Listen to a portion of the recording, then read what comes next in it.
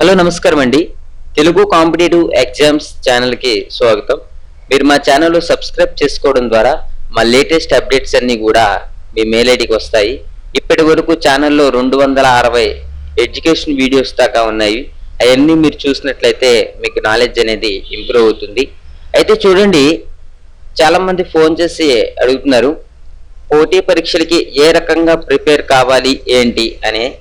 అయితే చూడండి ఫ్రెండ్స్, పోటీ పరీక్షలకి ప్రిపేర్ కావడానికి కొన్ని రకాలైనటువంటి పద్ధతులు ఉన్నాయి.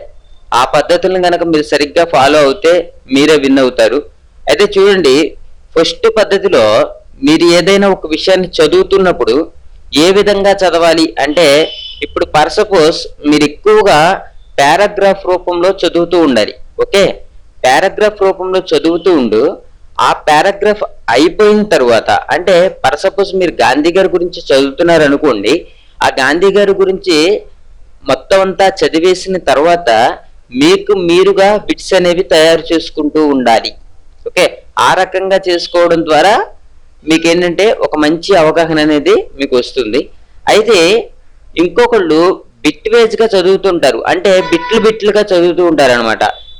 గాంధీ గారు ఎప్పుడు పుట్టారు, ఓకే, గాంధీ గారు ఎప్పుడు మరణించారు, ఇట్లా బిట్లు వేజ్గా చదువుతూ ఉంటారు. అలా చదవడం కూడా తప్పు కాదు. కాకపోతే ఏంటంటే అలా చదివేటప్పుడు 1-2 సార్లు ఎక్కువగా ప్రిపేర్ అవ్వాల్సి ఉంటుంది. మీరు ఎప్పుడూ కూడా పారాగ్రాఫ్ చదివి దాని నుంచి బిట్స్ ఏ విధంగా వస్తాయో మీరే తయారు చేసుకోవాలి. అంటే ఒక రకంగా చెప్పాలంటే మీరే ఒక పేపర్ సెట్ చేస్తున్నారు, మీరే ఒక గ్రూప్ 2 పేపర్ సెట్ చేస్తున్నారు, లేకపోతే మీరే ఒక విఆర్ఓ పేపర్ సెట్ చేస్తున్నారు అన్నట్టుగా మీరు చదవాల్సి ఉంటుంది.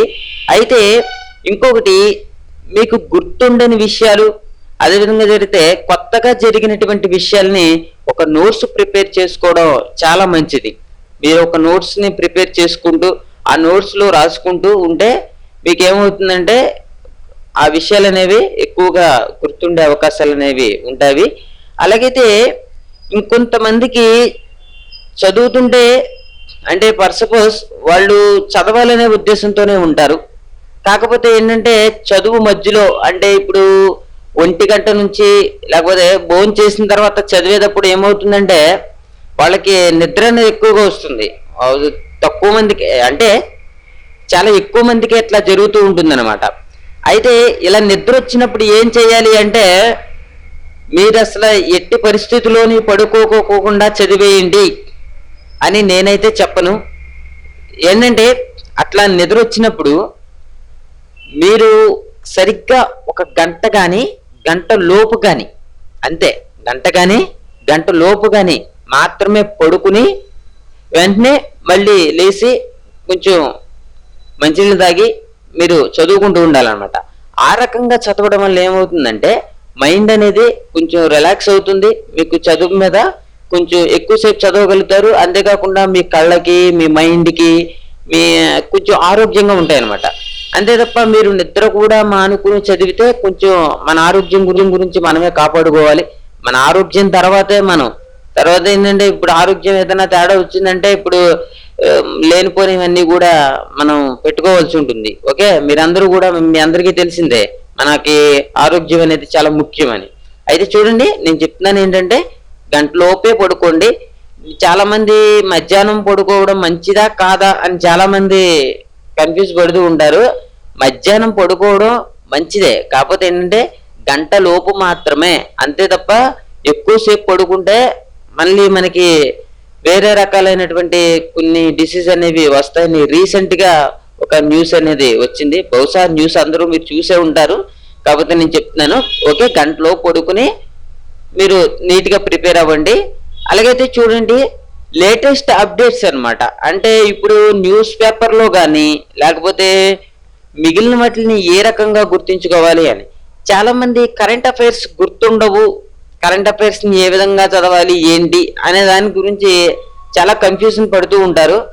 అయితే కరెంట్ అఫైర్స్ చదువుకునేటప్పుడు ఏంటంటే మీకు ప్రతి విషయము కూడా ఒక అవగాహన అనేది ఉండాలన్నమాట. అంటే క్రికెటర్స్ గురించి కొంతమంది ఏంటంటే చాలా బాగా చదువుతారు, వాళ్ళు చాలా మంచి స్టూడెంట్స్, చాలా బాగా చదవగలరు, అన్నీ వాళ్ళకి వచ్చు. కానీ ఈ క్రికెట్ గురించి గట్రా వాళ్ళు పట్టించుకోరు. కొంతమంది అయితే ఓన్లీ క్రికెట్ గురించే పట్టించుకుంటారు తప్ప మిగిలిన చదువు గురించి పట్టించుకోరు కొంతమంది ఏమో క్రికెట్ గురించి పట్టించుకోరు, అస్సలు పట్టించుకోరు, దాని గురించి శుభ్రంగా చదువుకుంటారు. అలాంటప్పుడు ఏమవుతుందంటే ఏదైతే ఈ క్రికెట్కి సంబంధించినటువంటి బిట్ ఏదైతే వచ్చిందో అది చదవని వాళ్ళు పెట్టగలుగుతారు, చదివే వాళ్ళు పెట్టలేరు.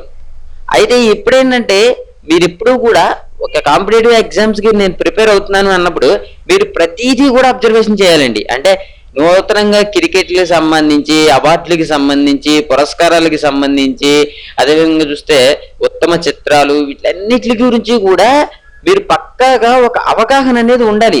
అట్లా మీరు చదవడం అలవాటు చేసుకోవాలి.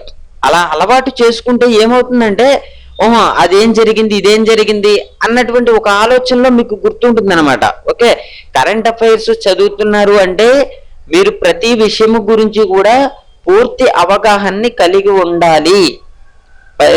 అలా పూర్తి అవగాహన కలిగి, ఉదాహరణకు చెప్పాలంటే మీకు క్రికెట్ అంటే బాగా ఇష్టం అనుకోండి, అప్పుడు మీకు క్రికెట్కి సంబంధించిన బిట్ అంటూ వస్తే మీరు రీసెంట్గా ఏం జరిగింది అని ఆలోచించి చెప్పగలుగుతారు.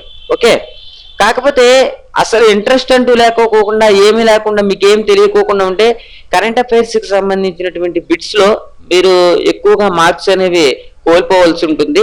ఓకే, ప్రతి విషయాన్ని కూడా అబ్జర్వేషన్ చేయండి. మీరు మార్నింగ్ ఒకసారి, ఈవినింగ్ ఒకసారి తప్పకుండా న్యూస్ చూస్తూ ఉండాలి.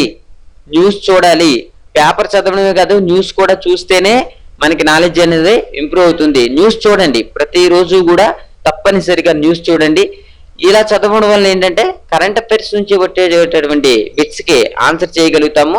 అలాగైతే ఇక్కడ పారాబేస్గా చదివి బిట్లకి ఆన్సర్ చేసుకోవడం. ఇంకోటి ఏంటంటే బిట్లు ఉంటాయి కదా, ఇప్పుడు పర్సపోజ్ చాలా వరకు బిట్లు ఉంటాయి, అవన్నీ కూడా మనం చదువుతూ ఉంటాం.